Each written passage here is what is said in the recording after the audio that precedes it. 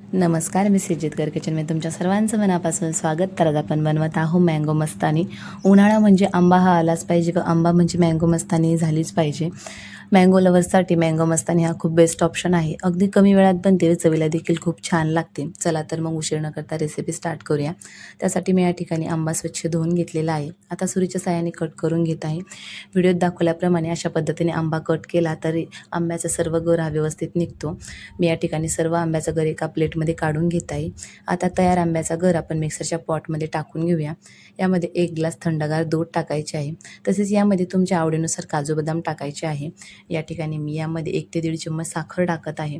तसेच यामध्ये 2 ते 3 आईस क्यूब टाकायचे आहे व यामध्ये तुमच्या आवडीनुसार व्हॅनिला किंवा मँगो आईस्क्रीम टाकायची आहे.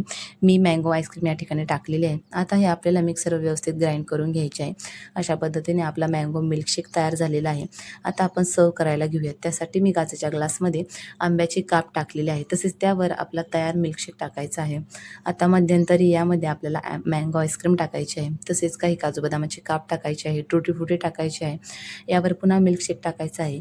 वरती यावर पुन्हा एकदा मँगो आईस्क्रीम टाकायची आहे. तसेच काजू बदामाचे काप व टुटी फ्रुटी टाकायचे व आपल्या सर्वात महत्त्वाचं इन्ग्रेडियंट्स म्हणजे आंब्याचे काप देखील टाकायचे आहे की ज्यामुळे आपली मँगो मस्तानी अपूर्ण आहे. अशा पद्धतीने आपली मँगो मस्तानी तयार झालेली आहे. अगदी कमी वेळात बनते व चवीला खूप छान लागते. ते एकदा नक्की ट्राय करून बघा. रेसिपी आवडल्या चॅनलला लाईक करा, शेअर करा, सबस्क्राईब करा. भेटूया पुन्हा एकदा एक नवीन रेसिपी घेऊन. तोपर्यंत बाय.